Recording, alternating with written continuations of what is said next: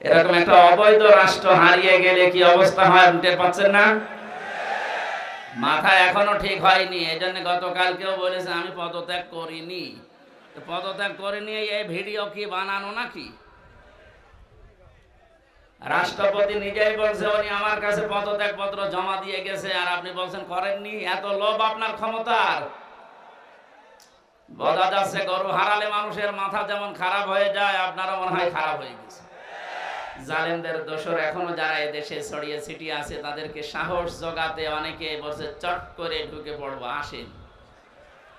কত মানুষ অনেকের চামড়া দিয়ে ডুগডুগি বাঁচাবে বলে বসে আছে, বিশেষ করে আবু সাইদের মা। আপনাকে যদি পায় সত্যি আপনার এক টুকরা চামড়া ওর লাগবে। বহু মানুষ এরকম যারা অনেক কিছু হারিয়েছে, আশায় আছে। আমরা দেখতে পাচ্ছি এদেশের অনেকে এখন একটু সুর লাগিয়েছে যে ওনাদেরকে সামনে আনতে দিন। এটা কিন্তু একটা টোপ, ভুলেও আপনি টোপ গিলবেন না। যদি বাইরে আসেন, এই যে জনপ্রশাসন মন্ত্রণালয়ের যিনি কালকে ধরা পড়েছে, ও মনে করেছিল যে সব সহজ হয়ে যাচ্ছে, যেই বের হয়েছে দরবেশের মতো ধরা খেয়েছে। আশা করছি আপনি ভুল করবেন না। কোরআনে কারিমের এই অনুষ্ঠানে যেহেতু নবীর জীবনী শোনার জন্য আমরা এসেছি, এই পৃথিবীতে শ্রেষ্ঠ অনুষ্ঠান দুইটা, কোরআনের আলোচনা আর নবীজির আদর্শের আলোচনা। এর উপরে দুনিয়ার কোনো উত্তম আদর্শ, উত্তম আলোচনার অনুষ্ঠান নেই। এটা এখন ইবাদত চলছে। যে ইবাদতে কষ্ট বেশি হয় ওই ইবাদতে সওয়াব বেশি হয়। এই জন্য যেহেতু দুইটা অবস্থা, নিচে ভেজা উপরে বৃষ্টি পড়ছে, কঠিন অবস্থায় যারা আসলাম বলেন আলহামদুলিল্লাহ। দরুদ আর সালাম পড়ছি আমাদের নবী মুহাম্মদ রাসূলুল্লাহ সাল্লাল্লাহু আলাইহি ওয়াসাল্লামের প্রতি। অবস্থা ভালো না, একজন আমি খুব তাড়াতাড়ি করছি। কোরআনে কারিমের ৬৬৬৬ আয়াত থেকে মাত্র ২টা আয়াত পড়েছি। সূরা কাসাসের ৫ নাম্বার আয়াত, সূরা আহজাবের ২১ নাম্বার আয়াত। আমরা ২টা আয়াত থেকে, বিশেষ করে যেহেতু এটা সিরাতুন নবী সাল্লাল্লাহু আলাইহি ওয়াসাল্লাম মাহফিল, সেই হিসাবে সূরা আহজাবের ২১ নাম্বার আয়াতটা বেছে নিচ্ছি। সূরা কাসাসের যে সুসংবাদটা, এটা আপনাদেরকে শোনাতে চাই। আল্লাহ পাক বলেন নুরিদু আন নামুন্না আলাল্লাযীনা ইসতাযিফু ফিল আরদি ওয়া নাজআলাহুম আইম্মাতাও ওয়া নাজআলাহুমুল ওয়ারিসিন। এই পৃথিবীর ময়দানে ফেরাউন চেয়েছিল যতগুলো দল আছে কাউকে কিছু বলবো না, শুধুমাত্র মুসা আলাইহিস সালামের যে অনুসারী যে দল, এই দলকে আমি ধ্বংস করে দেব। হাজার হাজার বছর আগে ফেরাউন বুঝতে পেরেছিল এদেশে যেহেতু দল বিদলে বহু মানুষ বিভক্ত হয়ে আছে, কোন দলের দ্বারা তার ক্ষতি হওয়ার সম্ভাবনা নেই। একটা দলের দ্বারা তার ক্ষতি হওয়া, তার রাজত্ব, তার সিয়ার চলে যাওয়ার সম্ভাবনা আছে, সেটা মুসা নবীর দল। এই জন্য বড় টার্গেট ছিল এই দলটাকে। হাজার হাজার বছর পর ২০০৯ সাল থেকে ২৪ সাল পর্যন্ত পৃথিবীতে লেডি ফেরাউন যারা এসেছে তার ভেতরে অন্যতম আমরা অনেককে পেয়েছি। তারাও বুঝে ফেলেছে এদেশে হাজারো দল আছে, কারো দ্বারা সিয়ারের ক্ষতি হওয়ার সম্ভাবনা নেই। একটা দলের দ্বারা এদেশের সিয়ার নড়ে যাওয়ার সম্ভাবনা আছে। সে দলের ভেতরে আমরা 4টা জিনিস পেয়েছি। কোন দল যদি কেউ গঠন করে, সূরা আলে ইমরানের ভেতরে 4টা বিষয় আল্লাহ জানিয়েছেন। 104 নাম্বার আয়াত। দল করতে আমরা জানি 4টা জিনিস লাগে। 1 নাম্বারে নেতা লাগে। কি লাগে? নেতা ছাড়া দল হয়? কোরআনে কারিমের জন্য বিশ্ব নবীকে আল্লাহ হে নেতা এই শব্দ বলে ডাক দিয়েছেন। ইয়াসিন।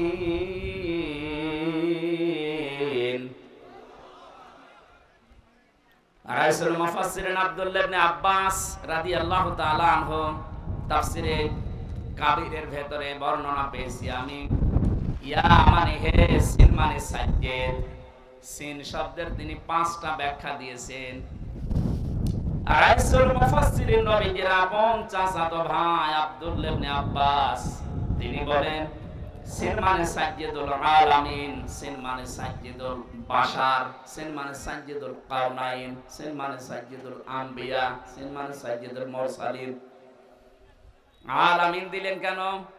শুধুমাত্র এই জগতে না, যত জগৎ আল্লাহ বানিয়েছে, যত গ্রহ উপগ্রহ আছে, যেখানে আপনি বাস করেন না কেন, আপনাকে মুহাম্মদুর রাসূলুল্লাহকে নেতা মানা লাগবে।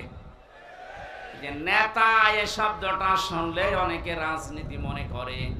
এটা শুধু রাজনীতি না, এটা আখিরাতের সাথে জড়িত বিষয়।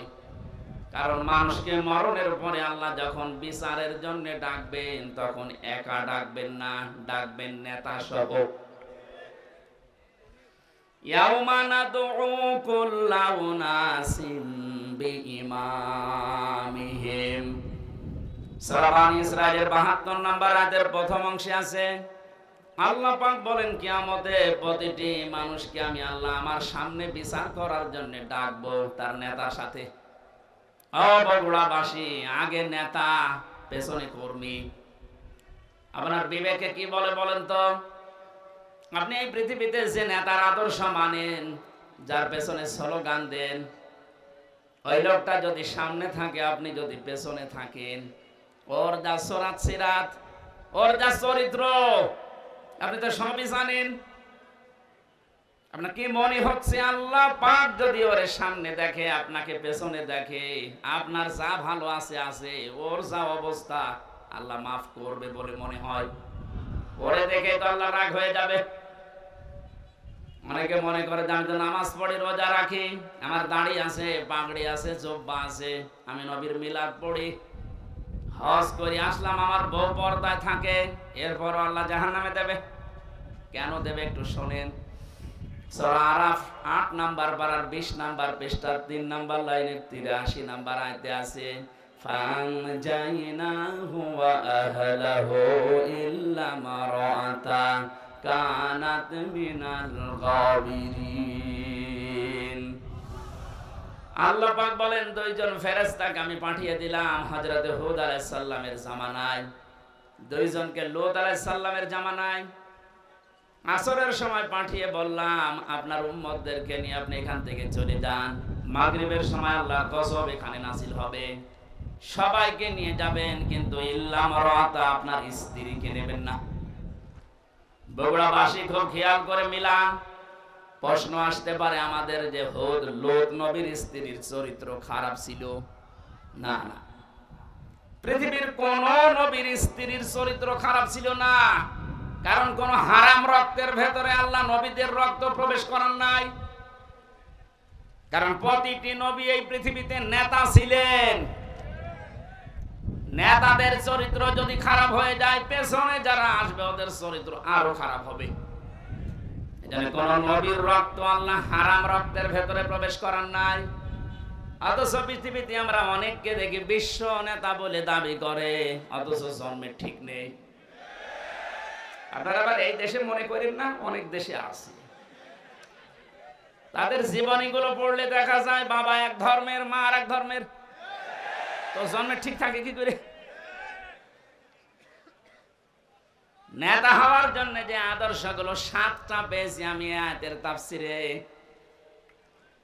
হযরতে লূত নবী আলাইহিস সালামের যত কিছু ছিল সবকে আপনি নিতে পারবেন, কিন্তু স্ত্রীকে নেবেন না, যদিও তার চরিত্র খারাপ ছিল না। লূত নবীর স্ত্রীর চরিত্র ভালো ছিল, সে চরিত্রহীনা ছিল না।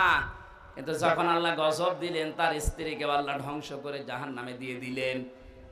আমি একটা দুইটা না, যতগুলো তাফসীর আমার জীবনে দেখেছি, সব মুফাসসিরে আয়াতের ব্যাপারে একমত। আমি এটা প্রথমে বুঝছিলাম না। জেলখানা যাবার পরে আপনাদের এই পাশের বিভাগ রংপুর বিশ্ব ইসলামী আন্দোলন বাংলাদেশ জামাত ইসলামের সহকারী সেক্রেটারি জেনারেল ছিলেন জনাব এটিএম আজহারুল ইসলাম। মাঝে মাঝে আমার কাছে বই পাঠাতেন। প্রোডাক্টিভ মুসলিম বলে একটা বই আছে, ওনার কাছে প্রায় ১৭ উপরে বই ছিল, কিন্তু হিন্দু কারারক্ষী এই কারণে ওনার কাছে বই থাকতে দিত না। বই যদি কাছে থাকতে না দেয়, বাধ্য হয়ে যারা ইসলাম বোঝে, ইসলাম প্রচার করে, এরকম মানুষের কাছে পাঠিয়ে দিত। আমার সাথে যেহেতু পরিচয় ছিল, এই জন্য মাঝে মাঝে কারারক্ষীদেরকে বলতো হামসাকে বইগুলো দিয়ে আসো, ও যেন শেষ করে, করার পরে যেন বাইরে এগুলো প্রকাশ করে। তার ভেতরে এই তথ্যটা পেয়েছি আমি। লূত নবীর স্ত্রীর চরিত্র ভালো, সে চরিত্রহীনা ছিল না, তারপরও আল্লাহ তাকে ধ্বংস করে দিয়েছেন একটাই মাত্র কারণ। সব মুফাসসিররা জানিয়েছেন সে তলে তলে চরিত্রহীন লোকদেরকে সাপোর্ট করত। বগুড়াবাসী, আপনি এখান থেকে কিছু নেবেন না। আপনার চরিত্র ভালো, আপনি নামাজ পড়েন, রোজা করেন, আপনার বউ পর্দায় থাকে, কিন্তু এমন মানুষকে আপনি সাপোর্ট করেন যার চরিত্র ভালো না। এরকম মানুষ দেশে নেই। লূত নবীর স্ত্রীকে যদি আল্লাহ চরিত্রহীনদের সাপোর্ট করার কারণে জাহান্নামে দেয়, আপনাকে দেবে না মানে? এখানে যার পেছনে থাকবেন খুব খেয়াল করে, এটা দুনিয়ার বিষয় হলে আল্লাহর কসম আমি বলতাম না, এটা সম্পর্ক আখিরাতের সাথে। এই পৃথিবীর ময়দানে যার আদর্শ ঠিক নেই, নেতা ঠিক নেই, এ মারা যাওয়ার পরে কিতাবুল মুফরাদের ভেতরে হাদিস পেয়েছি, আলাদাবুল মুফরাদ, ও মরণের সঙ্গে সঙ্গে বিনা হিসাবে বিনা বিচারে জাহান্নামী। আমি আপনাদেরকে বাঁচাতে এসেছি। এখন যদি আপনি বাঁচতে না চান, জান আপনার বিবেকের উপরে ছেড়ে দিলাম। আমি দেখতে পাচ্ছি কোরআনের চোখ লাগিয়ে যে আপনি জাহান্নামে যাচ্ছেন। আসেন, ফিরে আসেন। এখনো পশ্চিম দিকে সূর্য ওঠে নাই, এখনো পর্যন্ত তওবার দরজা বন্ধ হয়ে যায়নি। ফিরে আসেন, এটা দুনিয়ার বিষয় না। বগুড়াবাসী বহু ভালোবাসি আপনাদের, এটা দুনিয়ার বিষয় না, এটা আখিরাতের সাথে সম্পৃক্ত। আপনি ধরা খাচ্ছেন। সাইয়্যিদুল বাশার আল্লাহ দিয়েছেন, সাইয়্যিদুল আলামিন দিয়েছেন। যদি বলেন আমি বগুড়ায় না, আমি কুষ্টিয়ায় বাস করি, কুষ্টিয়া কি পৃথিবীর ভেতরে না? শুধুমাত্র এই 228টা রাষ্ট্র নিয়ে পৃথিবী গঠিত। এখান থেকে আরো যত গ্রহ আছে, কেউ যদি বলে আমি মঙ্গল গ্রহে বাস করি, ওইটা কার? কেউ যদি বলে চাঁদের দেশে বাস করি, ওইটা কার? ওখানেও আপনাকে নবীকে নেতা মানা লাগবে। ইয়াতানাজ্জালুল আমরু বাইনাহুন্না, প্রত্যেকটি জায়গায় আল্লাহর বিধিবিধান নাজিল হচ্ছে ওই সৃষ্টি দেখে দেখে। কেউ যদি বিজ্ঞান মঙ্গল গ্রহে নিয়ে যে বলে আমি এখানে বাস করব, আমি আর পৃথিবীতে যাব না, আপনাকে ওখানে যতদিন বসবাস করবেন বিশ্ব নবীকে আদর্শ নেতা মানা লাগবে, মাস্ট বি। না মানলে আপনি জাহান্নামে। দল করতে প্রথমেই নেতা লাগে। আমাদের যে নেতা আমরা পেয়েছি, পৃথিবীর শ্রেষ্ঠ নেতা, এর চাইতে বড় নেতা দুনিয়ায় আছে আর? আমরা যাব চরিত্রে। 2 নম্বরে লাগে আমরা জানি সংগঠন। পৃথিবীতে বহু সংগঠনের নাম আমরা পেয়েছি। বাংলাদেশ জামাতে ইসলামী, এর ভেতরে যে শব্দগুলো দিয়ে গঠিত আপনি তাকান। অনেকে বলে মওদুদি বানিয়েছে, আরে শয়তান বানিয়েছে। যে আপনি লক্ষ্য করেন শব্দের দিকে, জামাতে ইসলামী, ইসলামের দল, এর চাইতে আর সুন্দর জিনিস কি থাকে? এই শব্দটা নেওয়া কোরআনে কারিমের সূরা আলে ইমরানের 104 নম্বর আয়াতের প্রথম অংশ থেকে। ওয়ালতাকুম মিনকুম উম্মাতুন, এই যে শব্দ থেকে। 3 নম্বরে লাগে আমরা দেখেছি প্রতীক লাগে। এই পৃথিবীর সর্বশ্রেষ্ঠ প্রতীক হচ্ছে দাড়িপাল্লা। আপনি বাংলাদেশের হাইকোর্টে যান, সুপ্রিম কোর্টে যান, দেখবেন একটা দাড়িপাল্লা টাঙানো আছে। কথা বলেন, কেন টাঙিয়েছে সরকার? এ বাংলার 18 কোটি মানুষকে বোঝাতে চাই যে বাংলাদেশের বগুড়া জেলার ম্যাজিস্ট্রেট কোর্ট, জজ কোর্ট থেকে যদি তোমরা ন্যায় বিচার না পাও, হাইকোর্টেও যদি না পাও, সুপ্রিম কোর্টে এসে দেখো দাড়ি পাল্লা টাঙানো আছে। এখানে পাল্লা একদিকে ঝুলে যাওয়া না, একেবারে সমান্তরাল।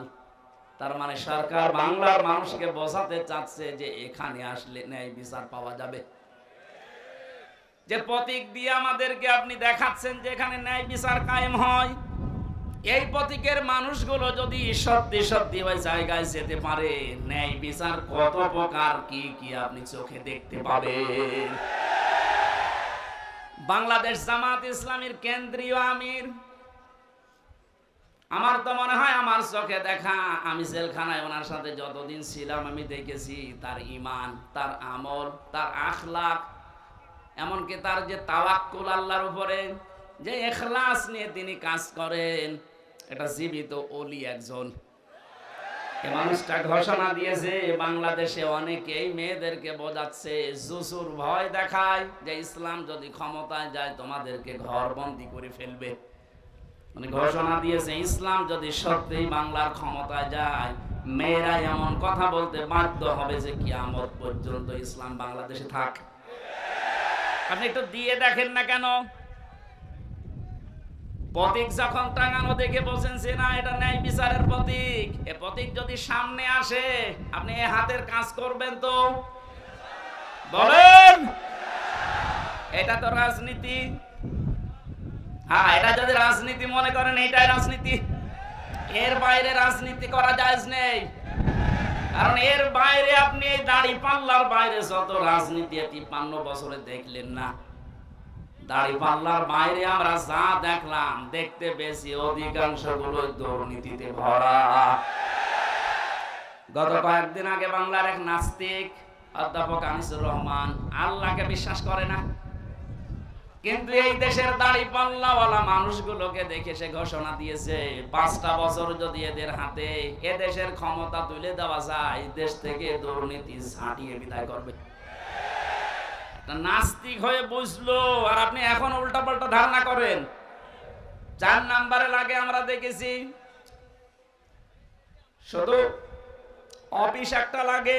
আমাদের যে অফিস আছে এই পৃথিবীতে, আমাদের অফিসের নাম হচ্ছে মসজিদ।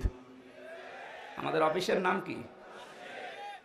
কিন্তু দুঃখজনক হলো সত্য, ৫ তারিখ আগস্টের পর থেকে আজকের এই ১৫ তারিখ, এক মাস কয়েকদিনের ভেতরে বগুড়া না হলেও বাংলার বহু জেলাতে আমরা দেখতে পাচ্ছি অনেকেই এখন মসজিদে আল্লাহর কোরআনের কথা, তাফসীরের কথা বলতে নিষেধ করছে। ১৫.৫ বছরে এত বড় বড় জালেমরা পর্যন্ত সাহস পায়নি যে মসজিদে আল্লাহর কথা বলা যাবে না, কিন্তু এই ১ মাসে ৮-৯ দিন আমরা দেখতে পেলাম।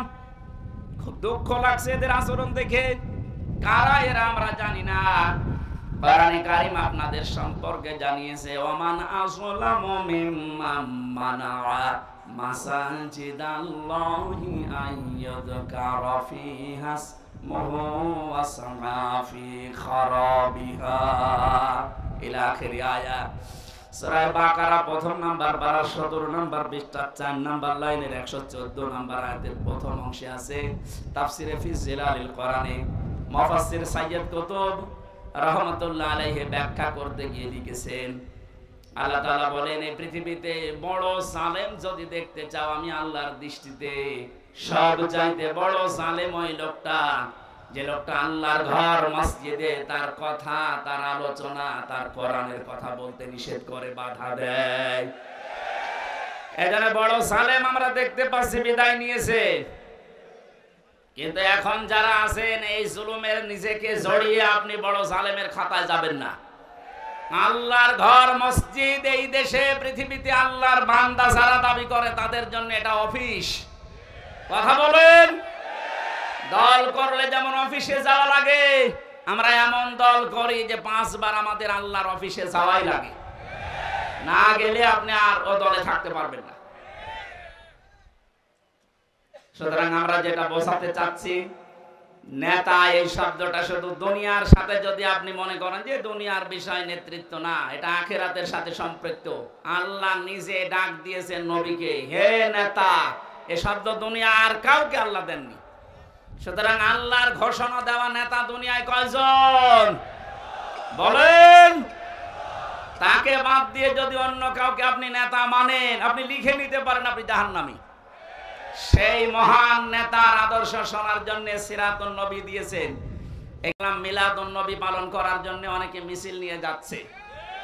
আমি মিলাদুন নবীর বিরুদ্ধে না, কিন্তু শুধু মিলাদ নিয়ে কেউ যদি আনন্দে থাকেন, নবীর সিরাত আর আদর্শ আপনার কাছে যদি মুখ্য না হয়, আপনিও নবীর চাচা আবু তালেব আর আবু লাহাবের মতো জাহান্নামে যাবেন। নবীর চাচা আবু তালেব, আবু লাহাব বিশ্ব নবীকে ভালোবেসেছে কম না, তারা নবীর মিলাদে খুশি ছিল। মিলাদ মানে জন্ম, মিলাদ মানে কি? এত বেশি খুশি হয়েছে আবু লাহাব, নিজের 2 আঙ্গুল দিয়ে যে মহিলা এসেছিল সুয়াইবিয়া, তাকে আজাদ করে দিয়েছে। যা, আবু তালেবের জীবনী পড়েন, নিজের সন্তান আলীকে কাছে রাখতো না, ভাতিজা মুহাম্মদ রাসূলুল্লাহকে বুকে নিয়ে ঘুমাতো। এত বেশি ভালোবাসা দিয়েছিল এই 2 চাচা খালি নবীর জন্মে। কিন্তু নবীজি যখন বললেন ইয়া আম্মি আবি তালিব লা ইলাহা ইল্লাল্লাহ হাজ্জুল লাকা ইনদাল্লাহি ইয়াউমাল কিয়ামাহ, রাহুল বুখারী। ও চাচা, জোরে বলা লাগবে না, শুধু আমার কানের কাছে মুখটা নিয়ে আস্তে গিয়ে বলেন লা ইলাহা ইল্লাল্লাহ মুহাম্মাদুর রাসূলুল্লাহ বলার দরকার নেই, ওটা আমি নিজেই জানি। আপনি শুধু আল্লাহর একাত্মবাদের ঘোষণাটা দিয়ে যান, জোরেও বলবেন না, আমার কানের কাছে মুখ নিয়ে একটু আমাকে শোনান, আমি সাক্ষী থাকি কিয়ামতের দিন আপনাকে আমি আল্লাহর কাছে ঝগড়া করে জান্নাতে দিয়ে দেব।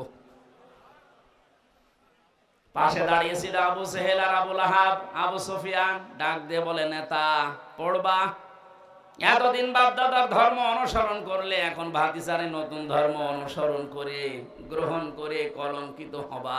মানুষ তোমাকে কাপুরুষ বলবে, ভীরু বলবে, বদনাম হবে তোমার। আবু তালেব ওই দিন বলেছিল, মুহাম্মদ ভাতিজা আমার, আমি তোমাকে ভালোবাসি, তোমার জন্মের পর থেকে আমি খুশি, কিন্তু তোমার এই আদর্শটা আমি মানতে পারলাম না, তুমি আমাকে মাফ করে দিও। মাফ করার মালিক কি নবীজি না আল্লাহ? আরো জোরে বলেন। আমি সংক্ষেপ করছি এই কারণে, কারণ এই 2 জন চাচার জীবনী আমি পুরা পড়েছি। নবীর জন্মে এত খুশি যারা ছিল, দেখলেন না কি বললাম? কিন্তু 2 জনেই জাহান্নামী। 2 জনে কি বলেন বলেন? একজনের পায়ের নিচে শুধু একটু ফিতা লাগিয়ে দেবে জাহান্নামের, মাথার মগজ পর্যন্ত টকবক করে ফুটতেই থাকবে। আর আবু লাহাব জাহান্নামী, এটা আল্লাহ কোরআনে কারিমে সূরা লাহাব তার নামে নাজিল করে জানিয়েছেন, সায়াসলা নারন যাতা লাহাব। বলেন নাউজুবিল্লাহ। বগুড়াবাসী সিস্টেম অপর পৃষ্ঠায় দেখুন, আরো 2 জন চাচার নাম আমরা জানি, একজন হযরতে আমির হামজা আর একজন হযরতে আব্বাস রাদিয়াল্লাহু তাআলা আনহুমা। এই 2 জন চাচা শুধু নবীর জন্মের সময় খুশি ছিল তা না, ওরা নবীর আদর্শ পেয়েও খুশি ছিল। একজন চাচা হযরতে আব্বাস নবীর আদর্শ পেয়ে খুশি, তার প্রমাণ তার মুখের কথা, মান যাকা তাকামাল ঈমান মান রাদিয়া বিল্লাহি রাব্বা ওয়া বিল ইসলামি দীনা ওয়া বি মুহাম্মাদির রাসূলিল্লাহ সাল্লাল্লাহু আলাইহি ওয়াসাল্লাম নাবিয়্যা ওয়া রাসূলা, রাহু মুসলিম। হযরতে আব্বাস বলেন, কেউ যদি ঈমানের স্বাদ পেতে চায়, সে যেন আল্লাহকে রব পেয়ে খুশি থাকে, ইসলামকে জীবন ব্যবস্থা পেয়ে খুশি থাকে, আর মুহাম্মাদুর রাসূলুল্লাহকে নবী এবং রাসূল স্বীকার করে খুশি থাকে। তিনি যে রাসূলের আদর্শ পেয়ে খুশি ছিলেন, এই কথাই তার প্রমাণ। আরেকজনের দিকে তাকান, হযরতে হামজা রাদিয়াল্লাহু তাআলা আনহু। নবীদের আদর্শ মানতে গিয়ে নিজের শরীরকে উহুদের ময়দানে 70 টুকরা করেছেন, নবীর আদর্শ ছেড়ে দেননি। তার জীবনী পড়তে গিয়ে পেয়েছি, হযরতে হামজাকে ওরা এত টুকরা করেছিল, লজ্জাস্থান পর্যন্ত কেটে বাদ দিয়ে দিয়েছে। শেষ পর্যন্ত বিভিন্ন জায়গায় পাহাড়ে লতা পাতা দিয়ে নবীজি তার লাশটা যখন ঢাকলেন, মাথা থেকে পা পর্যন্ত তার নিজের পাগড়ি দিয়ে ঢেকে দিলেন, পাহাড়ের লতা পাতা দিয়ে পায়ের শেষ অংশে ঢেকে দিলেন। ডাক দিয়ে বললেন, রব্বুল আলামিন, আমার এই চাচা হামজার উপরে আমি এ পর্যন্ত খুশি আছি, হে আমার মালিক, তোমাকে বলছি তুমি আমার চাচা হামজার উপরে খুশি হয়ে যাও। বগুড়াবাসী, আগে 2 জন চাচাও তো আদর করেছে, মহব্বত দেখিয়েছে, ভালোবেসেছে, কিন্তু জন্মে কথা বলেন না কেন? ওই 2 জন চাচার শুধু মহব্বত ছিল, ভালোবাসা ছিল, আদর ছিল, জন্মে মিলাদে, কিন্তু আদর্শ মানতে তারা নারাজ। এই 2 জন চাচা জন্মেও খুশি, আদর্শ পেয়ে খুশি, তাদের জন্য নবীজির বক্তব্য দেখে, হে আমার মালিক, আমার চাচা হামজার উপরে আমি এ পর্যন্ত খুশি আছি, তোমাকে বলছি তুমি আমার মালিক হিসাবে আমার চাচার উপরে খুশি হয়ে যাও। নবীজি যদি কথা বলে কারো পক্ষে আল্লাহ খুশি না হয়ে পারবে? বুঝতে পারলাম এই চারজনের জীবনী পড়ে দুইজনে শুধু মিলাদ নিয়ে খুশি জাহান্নামী, দুইজনে মিলাদেও খুশি সিরাতেও খুশি, এজন্য দুইজনে জান্নাতি। আশা করছি আমার কথার অর্থ বুঝেছেন। এবার আসেন কেন বিশ্ব নবী মুহাম্মদুর রাসূলুল্লাহকে এই পৃথিবীর ময়দানে আদর্শ হিসাবে মেনে নেওয়া লাগবে। আমি 27টা কারণ পেয়েছি কোরআন আর সিরাতের কিতাবে। একটা একটা করে যে কয়টা বলা যায় দেখি। রব্বুল আলামিন বলেন, লাকাদ কানা লাকুম ফি রাসূলিল্লাহি উসওয়াতুন হাসানাহ ইলা আখির আয়াত। অবশ্যই আমি তোমাদের জন্য মহত্তম আদর্শ লুকিয়ে রেখেছি আমার রাসূলের জীবনে। আমার এখানে দুইটা প্রশ্ন। আল্লাহ পাক বিশ্বনবী মুহাম্মদ রাসূলুল্লাহর নাম জানতেন না? কথা বলেন না কেন? ওনার নাম যে মুহাম্মদ, এই শব্দটা আল্লাহ জানতেন না? ফি রাসূলিল্লাহ দিলেন কেন? আমাদের আদর্শ মানা রাখবে মুহাম্মদ ইবনে আব্দুল্লাহকে না রাসূলুল্লাহকে। এবার আমার প্রশ্ন, উনি রাসূল হয়েছিলেন কি জন্মেই? বলেন। যিনি উনি পৃথিবীর সর্বপ্রথম নবী, শেষ নবী, এ কথা আমরাও মানি, কিন্তু ঘোষণা দেওয়া হিসাবে উনি কিন্তু 40 বছরে নবুয়ত পেয়ে ঘোষণা হয়েছে। পুরা আরব জাহানে 40 বছরের আগ পর্যন্ত কেউ নাকি নবী বলতো না, বলতো মুহাম্মদ ইবনে আব্দুল্লাহ। বলেন। উনি রাসূলুল্লাহ হয়েছেন, নবী হয়েছেন কত বছর বয়সে? আরো জোরে। তাহলে এর আগে পুরা আরব জাহানে ওনাকে নাম দিয়েছিল মুহাম্মদ ইবনে আব্দুল্লাহ আস-সাদিক আল আমিন। আজ বাংলাদেশ সহ বিশ্বের বহু জায়গায় আমরা দেখতে পাচ্ছি অনেকে বলছে আমরা নবীওয়ালা কাজ করি। এই কথাটা প্রতারণা। আপনি করছেন নবীওয়ালা কাজ না, আপনি করছেন মুহাম্মদ ইবনে আব্দুল্লাহর কাজ। কারণ মুহাম্মদ ইবনে আব্দুল্লাহ 17 বছর বয়সে হিলফুল ফজল শান্তির সংঘ গঠন করার মাধ্যমে ভালো ভালো কাজের আঞ্জাম দিয়েছিলেন। কথা বলেন না কেন? তিনি মানুষকে ভালো কথা শোনাতেন, ভালো কথা বলতেন, মানুষের বিপদে এগিয়ে যেতেন। এই কাজগুলো করেননি? সিরাত ইবনে হিশাম দেখেন, এই কাজগুলো তিনি করেছিলেন। কি বুঝলেন এখানে? আপনিও যে কাজগুলো করেন এগুলো কিন্তু মুহাম্মদ ইবনে আব্দুল্লাহর কাজ। আর রাসূলুল্লাহর কাজ কি? তিনি যেই দিন রাসূল হচ্ছেন তার মানে 40 বছর বয়সে, ওই দিনই জিবরাইল তাকে বলেছিল ইকরা। তিনি বলেছিলেন মা আবিল বারি, আমি পড়তে পারি না। 3 বার বলার পরও যখন বললেন আমি পড়বো না, পড়তে পারি না, এত ধরে চাপ দিয়েছিলেন। 4র্থ বার তিনি বললেন ইকরা বিসমি রাব্বিকাল্লাযী খালাক। নবীজি জিবরাইলের সঙ্গে সঙ্গে 5টা আয়াত পড়েছিলেন। প্রশ্ন আসতে পারে প্রথম 3 বার পড়লেন না কেন? জবাব হচ্ছে 3 বারই জিবরাইল শুধু ইকরা পড়েছিলেন, যে পড়ো পড়ো। নবীজি প্রশ্ন করলেন ভাই জিবরাইল আমি পড়বো কি? বারবার যে আমাকে পড়তে বলেন, আমি কি পড়বো? যখনই বলেছে বিসমি রাব্বিকা, রবের নামে পড়ো, তখন আমি আর থামি নাই, আরম্ভ করেছি। কিয়ামত পর্যন্ত আমার উম্মত যারা আসবে তাদেরকে শিক্ষা দিয়ে গেলাম, পড়াশোনা যদি করতে হয় রবের নামে পড়া লাগবে। এই 15.5 বছরে অনেক পড়া পরিবর্তন হয়েছে না হয়নি? ঢাকা বিশ্ববিদ্যালয় থেকে ইকরা বিসমি রাব্বিকাল্লাযী খালাক এই মনোগ্রাম বাদ দিয়েছে। কবি নজরুল ইসলাম কলেজ থেকে ইসলাম বাদ দিয়েছে। এখন বলছেন না কেন?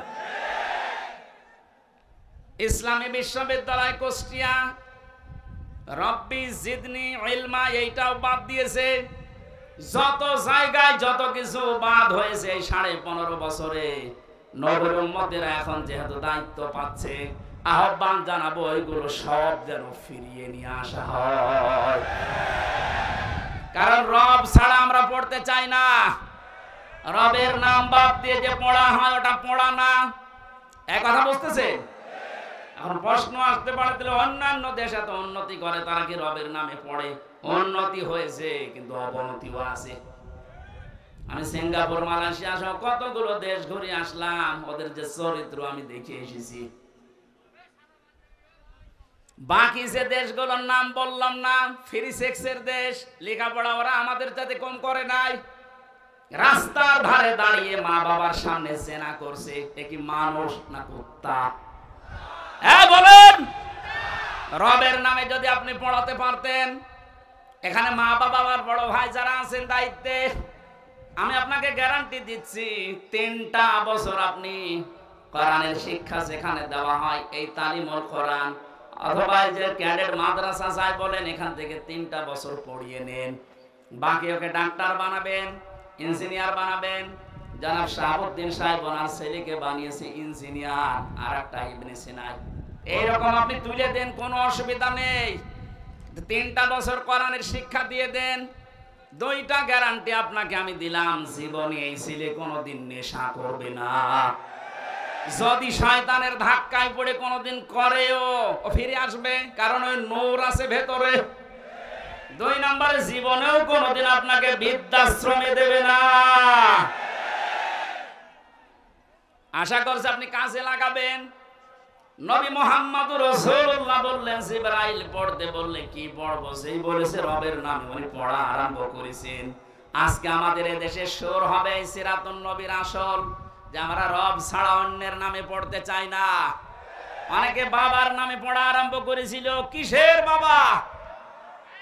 আমরা পড়তে চাই কার নামে বলেন? ফিরে আসলেন ওখান থেকে, ডাক দিয়ে বললেন, জাম্মেলুনি জাম্মেলুনি ইয়া খাদিজা, আমি ভয় পেয়েছি, আমাকে জড়িয়ে দাও কম্বল দিয়ে। হযরতে খাদিজা বলেছিলেন, স্বামী আল্লাহি কাল্লা, 2 বার কসম দিলেন, আল্লাহি আল্লাহর কসম, কাল্লা কখনো না, লা ইখজিকাল্লাহু আবাদান।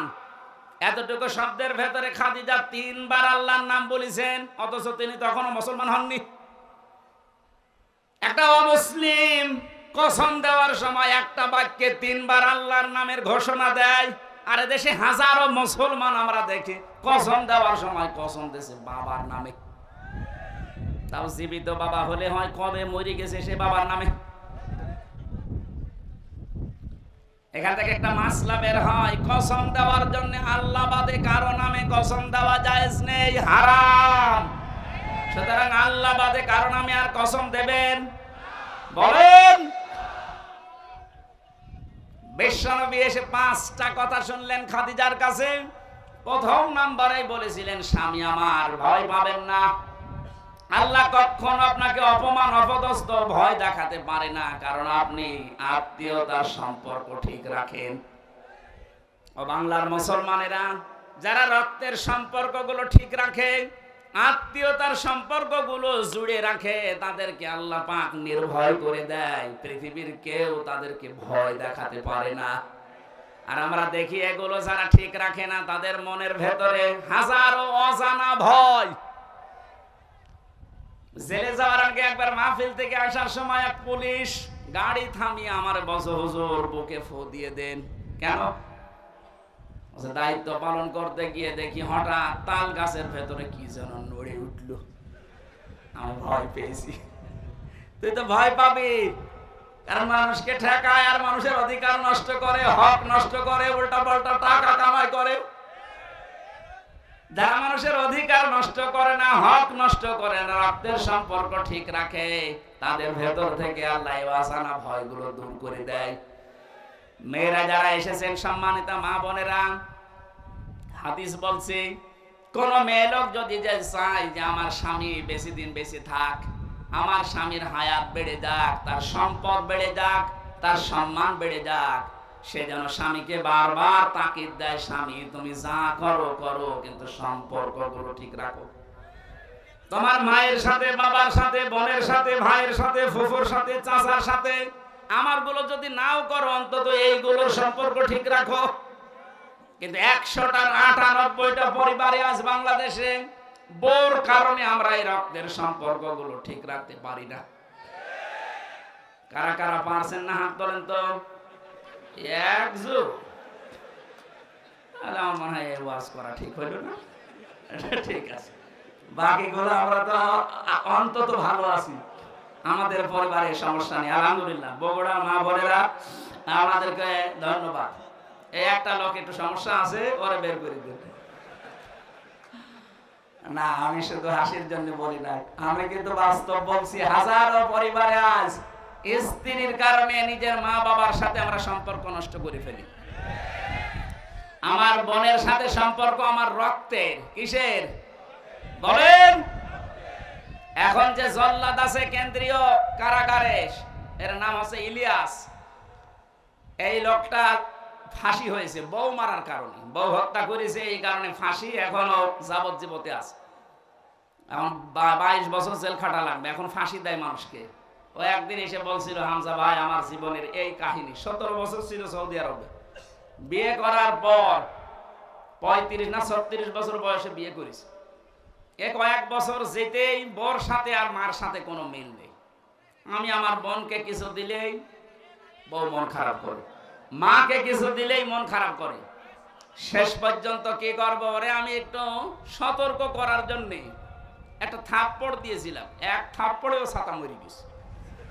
এখন আমার এই যে জেল, 22টা বছর জেলে থাকা লাগবে। 30 বছর জেল হয়েছিল, আমি কাজকর্ম করি, এই কারণে আমার 22 বছর। তো বলেন, একটা লোক ওইদিকে গেল 34-35 বছর, এদিকে 22 বছর, ওর জীবনে আর কি থাকবে বের হলে? ওকে খুব বড় অপরাধ করে গিয়েছে জেলে। এই পারিবারিক জীবনের একটা ঠুনকো বিষয় নিয়ে এদের সম্মানিত মা বোনেরা যারা বিভিন্ন জায়গায় বসে শুনছেন, আপনি মনে করেন নামাজ পড়া, রোজা রাখা, আর কালো বোরকা পরে আমি বগুড়ায় ঘুরি, আমি জান্নাত যাব না? মানে জান্নাত আপনার কারণে আপনার এই স্বামী তার মা বাবার সাথে, তার বোনের সাথে, ভাইয়ের সাথে সম্পর্ক ঠিক রাখতে পারে না। আমি কি বেশি বলে ফেললাম? এই বগুড়া মনে হয় এখনো শুরু হয়নি, এগুলো কুষ্টিয়া চলছে। আশা করছি মা বোনেরা খাদিজার মতো আচরণ করবে, বলেন আমিন। তিনি বললেন 5টা কথা, ওখান থেকে নিয়ে গেলেন, বলেন চলেন আমার ভাই ওয়ারাকা ইবনে নাওফেল আছে, চাচাতো ভাই ওয়ারাকা ইবনে নাওফেল তাওরাতের ইনজিলের পণ্ডিত ছিলেন। তিনি নবীজির এই কথাগুলো শুনে বললেন, মুহাম্মদ সুসংবাদ, ওয়েলকাম তোমাকে, কারণ এর আগে মুসা নবী, ঈসা নবীর কাছে এই ফেরেশতা এসেছিল, ভয় পাবেন না আপনি। কিন্তু আমার আশঙ্কা হচ্ছে, আমি কিতাব পড়ে যেটা দেখতে পেয়েছি, আপনাকে আল্লাহ যেটা দিলেন, আপনি এখন নবী রাসূল। এই নবী রাসূল যারাই হয়েছিল, মুসা নবী, হযরতে ঈসা নবী, তারা রাসূল ছিলেন, কিতাব পেয়েছিলেন, জিবরাইল এসেছিল। এজন্য এলাকার মানুষেরা তাকে এলাকায়ও থাকতে দেয়নি, হত্যা করার জন্য চেষ্টা চালিয়েছে। আপনার কপালে এটা আসবে, জাতির লোকেরা আপনাকে শেষ পর্যন্ত দেশ থেকে তাড়িয়ে দেবে। আমি যদি ওই সময় বেঁচে থাকি, আমি তোমাকে সাহায্য করব। ও বগুড়াবাসী যারা বলেন নবী ওলা কাজ করি, নবী তো নবী 40 বছর হওয়ার পরে কাজ শুরু করেছিলেন। কাজ শুরু করার পরে তার প্রথম ঘোষণা যে আপনি দেশে থাকতে পারবেন না। 82 বার নবীকে হত্যা করার জন্য টার্গেট নিয়েছিল ইহুদিরা। সুতরাং নবীওয়ালা কাজ এই পৃথিবীতে তারা করছে যারা 24 ঘন্টা নবীর মতো আতঙ্কে থাকে, আর যাদের কোনো চিন্তা নেই, দুশ্চিন্তা গো ফুর্তি করছে, এ মানুষগুলো নবীওয়ালা কাজ না। এদের মোহাম্মদ ইবনে আব্দুল্লাহর কাজ হচ্ছে। নবীওয়ালা কাজ করতে হলে অবশ্যই 40 থেকে 63 এই 23 বছর অনুসরণ করা লাগবে। কথা বলে না কেন? এবার আসেন কেন করা রাখবেন। 1 নম্বরে বিশ্ব নবীকে উসওয়াতুন হাসানা, এই শব্দটা আল্লাহ এমনি দেয়নি, দুনিয়ার কারো নামের আগে পরে এই শব্দটা আপনি দেখবেন না। ইব্রাহিম নবীর নামের আগে পরে আছে, সেটা আলাদা বিষয়, কিন্তু মুহাম্মদ রাসূলুল্লাহকে দিয়েছেন আল্লাহ। আমি 27টা কারণ বলছি। 1 নম্বরে বিশ্ব নবী মুহাম্মদ রাসূলুল্লাহর জীবনী আমাদের কাছে পরিষ্কার, এই কারণেই তিনি একমাত্র আদর্শ। দুনিয়ায় যার অনুসরণ আপনি করেন, কেউ বুকে হাত দিয়ে বলতে পারবেন না যে দেশে বঙ্গবন্ধু, জিয়াউর রহমান, মতিয়ার রহমান নিজামী, চারমোনাই পীর, যারা জয় দলে আছেন, কেউ গ্যারান্টি দিতে পারবেন না যে আমার নেতার চরিত্র 100 ভাগ পরিষ্কার। পারবেন না। অথচ নবীজি নিজে জানিয়েছিলেন, আমার স্ত্রীরা, হে আমার সাথীরা, হে আমার সাহাবীরা, দিনের আলোতে রাতের আধারে আমার ভেতরে যা দোষত্রুটি দেখতে পাও সব খুলে খুলে মানুষকে বলে দাও। এটা বলার মতো মানুষের পৃথিবীতে আমরা কাউকে পাইনি। কারো জীবনই আমাদের কাছে পরিষ্কারও না। কারণ সে ছোটবেলায় কি করেছে, কার মুরগি চুরি করেছে, কার কাঁঠাল চুরি করেছে আমরা জানি না। কথা বলে না কেন? অথচ তার 63 বছরের জীবনে আপনি একটা কলম লাগাবেন, সে জায়গাও পাবেন না। কি সুন্দর কথা আল্লাহ তার নামে দিয়েছেন, খুলুকিন আযীম। আযীম শব্দটা বিশাল শব্দ। আল্লাহ বলেন এই নামটা আমি শুধু মুহাম্মদুর রাসূলুল্লাহর চরিত্রে ব্যবহার করেছি। হ্যাঁ, ইসমাইল নবীকে আমি একটা নাম দিয়েছিলাম, আমার নাম গোলামিন হালিম, আমার সহনশীল বান্দা। ইসহাক নবীকে আমি একটা নাম দিয়েছিলাম গোলামিন আলিম, আমার জ্ঞানী বান্দা। মুহাম্মদুর রাসূলুল্লাহকে যে নাম দিয়েছি এটা খুলুকিন আযীম, আমার মহান চরিত্রের বান্দা। কিয়ামত পর্যন্ত মানুষ কুল কিনারা পাবে না এর আদর্শ অনুসরণ করে। জোরে বলেন আল্লাহু আকবার। আমি যে কথাটা এ পর্যন্ত নিয়ে আসতে চাই, দুনিয়ায় কারো জীবনী আমাদের কাছে যেহেতু পরিষ্কার না, পরিচ্ছন্ন না, এজন্য একমাত্র আদর্শ আমরা কাউকে মানি না। আমরা মানি মাত্র মুহাম্মাদুর রাসূলুল্লাহ সাল্লাল্লাহু আলাইহি ওয়াসাল্লামকে। দ্বিতীয় নম্বরে আমি পেয়েছি বিশ্বনবী আমাদের একমাত্র আদর্শ হওয়ার কারণে পৃথিবীর যত সম্পদ আল্লাহ দিয়েছেন তিনি ছিলেন শ্রেষ্ঠ সম্পদ। কি ছিলেন? সূরা ইউনূসের 58 নম্বর আয়াতে আল্লাহ তাআলা ঘোষণা দিয়েছেন, এই পৃথিবীতে যত নিয়ামত আমি তোমাদের জন্য দিয়েছি সর্বোত্তম সর্বশ্রেষ্ঠ সম্পদের নাম হচ্ছে মুহাম্মদুর রাসূলুল্লাহ। ফাবিযালিকা ফালিয়াফরাহু হুয়া খায়রুম মিম্মা ইয়াজমাউন। সুতরাং তোমরা যদি আনন্দ করতে চাও কারো আদর্শ পেয়ে, মুহাম্মদুর রাসূলুল্লাহর আদর্শ পেয়ে আনন্দ করো। দুনিয়ার শ্রেষ্ঠ সম্পদ এইটা। জোরে বলেন আল্লাহু আকবার। 3 নম্বরে বেশি তিনি গোটা পৃথিবীর জন্য ছিলেন রহমত। যেখানে গিয়েছেন সেই জায়গা রহমতে ভরে গেছে। ওমা আরসালনাকা ইল্লা রাহমাতাল লিল আলামিন। আর রাহিকুল মাকতুবের ভেতরে আয়াতের ব্যাখ্যা পড়তে গিয়ে আমি পেয়েছি খাদিজাতুল কুবরা হযরতে হালিমাতুস সাদিয়া বলেন, আমি যেখান থেকে কোলে নিয়েছি ওই জায়গা থেকে 6টা বছর আমি তাকে লালন পালন করেছি, কোনোদিন অভাব কারে বলে আমি চোখে দেখি নাই। জোরে বলেন সুবহানাল্লাহ। 4 নম্বরে তিনি আমাদের আদর্শ, এটাই আমার আসল পয়েন্ট। এই পৃথিবীতে একজন মানুষকে শুধু অনুসরণ করলে, অনুকরণ করলে জীবনের গুনাহ মাফ হয়ে যায়, তিনি মুহাম্মদুর। পৃথিবীর কোন মানুষকে অনুসরণ করলে জীবনের গুনাহ মাফ হয় আমি কোরআনে পাইনি, শুধু একটা মানুষ।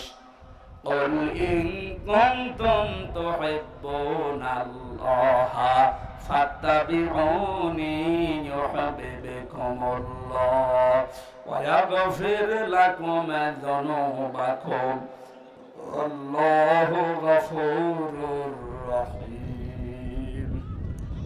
5 নম্বরে পেয়েছি তিনি আমাদের জন্য আলো বা লাইট। আলো লাইট নিয়ে মানুষ যেমন চলতে ফিরতে সহজ হয়, বিশ্ব নবীর আদর্শ কার কাছে থাকলে তার জীবন চলা আমার আল্লাহ সহজ করে দেয়। قد جاءكم من الله نور وكتاب مبين বলেন আল্লাহু আকবার। 6 নম্বরে পেয়েছি তিনি শুধুমাত্র আমাদের নেতা না, আদর্শ না, তিনি রাসূলদের নবীদেরও নেতা ছিলেন। আল্লাহ সূরা ইয়াসিনের ভেতরে দিয়েছেন ইন্নাকা লামিনাল মুরসালিন। জোরে বলেন আল্লাহু আকবার। 7 নম্বরে তিনি উন্নত চরিত্রের অধিকারী ছিলেন পৃথিবীতে। 8 নম্বরে তার বক্ষ ছিল উন্মুক্ত। নবীর উম্মত বলে আজ আমরা যারা দাবি করছে, অনেকের মন সংকীর্ণ। এটা একটু ভালো করে শুনুন।